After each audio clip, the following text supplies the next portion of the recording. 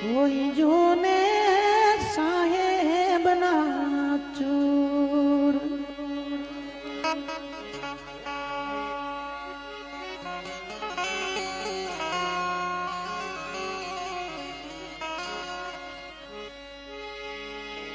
કે વરસે વરસે હાડી મોયલો મેઘ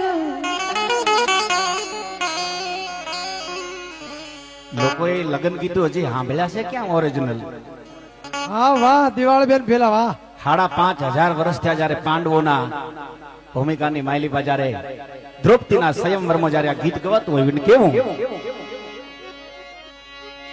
જવામ કે રે ઝીણી વા